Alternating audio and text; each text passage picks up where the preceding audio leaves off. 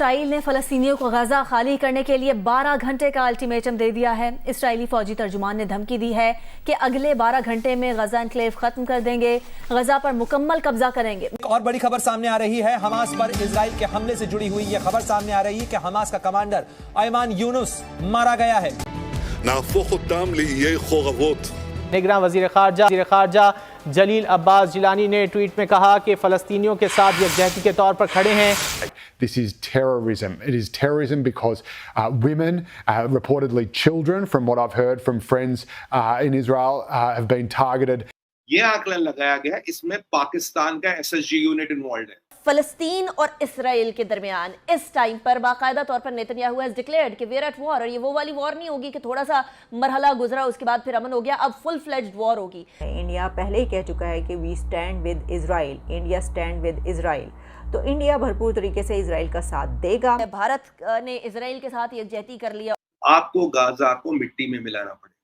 जब तक गाजा को फ्लैट नहीं कर दोगे, जब तक एक बिल्डिंग भी वहां खड़ी रहेगी, ये जिहादी फिर आएंगे। You have to flatten Gaza. और इसराइल जो है वो अब कह रहा है कि हम एक लॉन्ग वॉर में जा रहे हैं और अब हम कुछ भी नहीं छोड़ेंगे। अक़वाम मुत्तहिदा की सिक्योरिटी काउंसिल को इसराइल खत लिख चुका है कि अब जो भी होगा उसका जिम्मेदार सिर्फ और सिर्फ फलस्तीन होगा, हमास होगी। फलस्तीन के साथ खड़े तो उन्होंने कहा पहले खुद के साथ तो खड़े हो जाओ, हर 2 महीने बाद तो पैसे मांगने आ जाते हो, तो इसलिए अपना भीख मांगना छोड़ो और अपने काम से काम रखो तो ही बेहतर होगा।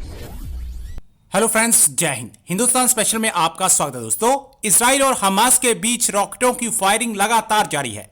एक दूसरे पर ताबड़तोड़ रॉकेट बरसाए जा रहे हैं। इसराइल हमास के ठिकानों पर हमला कर रहा है तो हमास लगातार इसराइल के रिहायशी इलाकों पर निशाना बना रहा है। वहीं अब इसराइल ने जबरदस्त पलटवार किया है। इसराइली सेना ने हमास के 400 लड़ाकों को मौत के घाट उतारने का दावा किया है। इसराइल ने हमास के लीडर को भी मारने का दावा किया है। हमास के आतंकियों ने इसराइल में दरिंदगी की सारी हदें पार कर दी हैं। आतंकियों ने घुसपैठ के बाद आम लोगों को निशाना बनाया। लोगों को खुलेआम गोली मारने के अलावा आतंकी महिलाओं को किडनैप कर रहे हैं। आतंकियों की इन हरकत पर पाकिस्तान बहुत खुश हो रहा है। पाकिस्तानी मीडिया यह चर्चा कर रहा है कि अब इसराइल ने हमास के आतंकियों पर पूरी ताकत से हमला कर दिया है। इस हमले में 500 से अधिक आतंकी मारे जा चुके हैं। इसराइल ने गाजा को 12 घंटे का अल्टीमेटम दिया है। तो चलिए दोस्तों, आज की वीडियो की तरफ चलते हैं। Thank you so much. और इसराइल जो है वो अब कह रहा है कि हम एक लॉन्ग वॉर में जा रहे हैं और अब हम कुछ भी नहीं छोड़ेंगे। अक़वाम मुत्तहिदा की सिक्योरिटी काउंसिल को इसराइल खत लिख चुका है कि अब जो भी होगा उसका जिम्मेदार सिर्फ और सिर्फ फलस्तीन होगा, हमास होगी। अब यहां पर मैं आपको यह बता दूं कि दुनिया के अंदर बहुत से ममालिक हैं, वेस्टर्न ममालिक हैं, वो भी अब यही बात कर रहे हैं और मगरबी ममालिक का ये मौक़िफ़ है कि इसराइल के पास अब हर राइट है टू डिफेंड इटसेल्फ।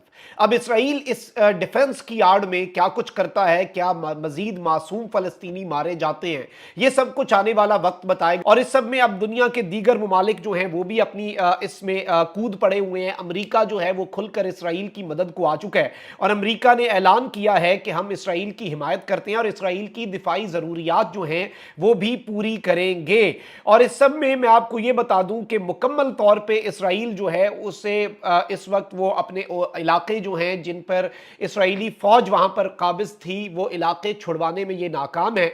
और हमास ने इस मरतबा जो हमला किया है ये अनप्रेसिडेंटेड है और ये एक सरप्राइज अटैक था।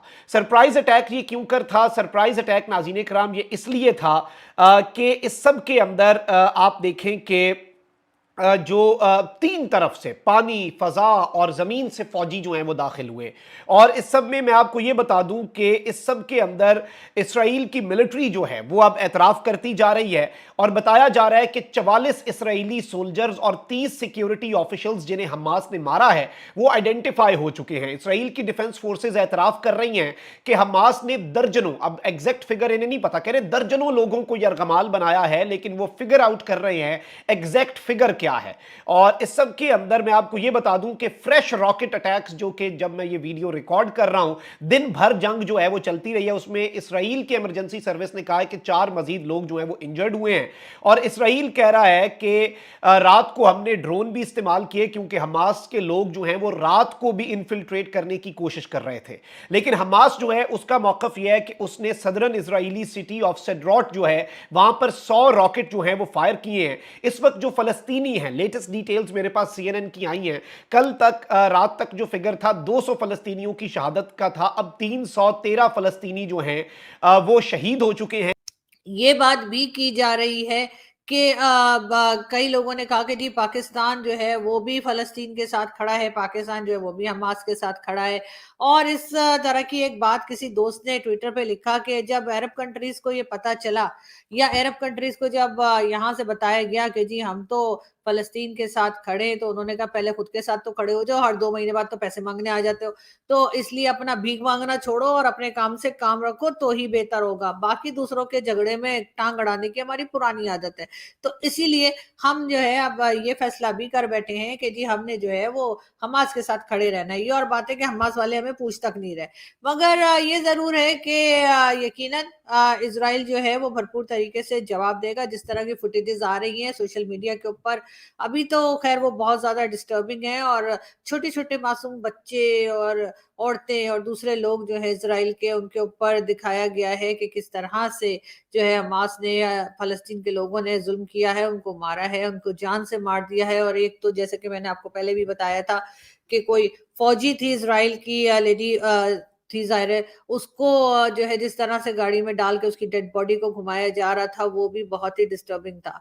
बाज लोग ये भी कहते हैं कि इमरान खान को इस वक्त होना चाहिए था। यकीनन अगर इमरान खान साहब बाहर होते तो अभी तक एक भाषण तो खान साहब दे ही चुके होते, और खान साहब ने ये भी कह दिया होता कि वो इन दोनों में सुलह भी करा सकते हैं, जैसे उन्होंने पहले कहा था कि जी वो इंडिया और चाइना में करा सकते हैं, जैसे पहले वो ईरान और सऊदी अरब में भी उन्होंने यही दावा किया था। खैर उनका जो कुछ हुआ वो तो खैर चाइना ने करवा दी सुलह ईरान और सऊदी अरब की, लेकिन खैर वो कब तक चलती है ये सुलह, ये तो खैर आने वाला वक्त ही बताएगा। यहाँ क्या होता है ना, इजराइल ने रिटेलिएशन करना शुरू कर देता। बेंजामिन नेतन्याहू कहते हैं वी आर एट वॉर, हमने लड़ाई की घोषणा कर दी है। एंड मैं आज निवेदन उनसे ये करूंगा, बेंजामिन नेतन्याहू से, इजराइलियों से जो हमारे भाई है, आपको गाजा को मिट्टी में मिलाना पड़ेगा। जब तक गाजा को फ्लैट नहीं कर दोगे, जब तक एक बिल्डिंग भी वहां खड़ी रहेगी, ये जिहादी फिर आएंगे। You have to flatten Gaza.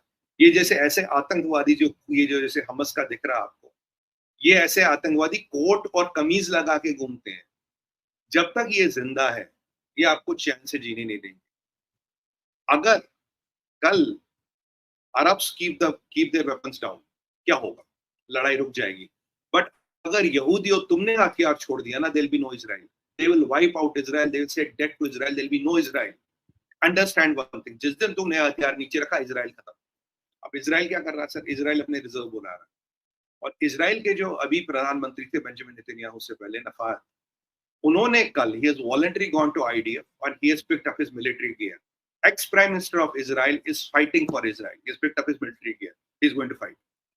Israel में जितने ज्यूज आपके ग्रीस में, जितने ज्यूज आपके रशिया में, काफी ज्यूज ग्रीस और साइप्रस में रहते हैं। Greece is organising special flights for them to reach Israel.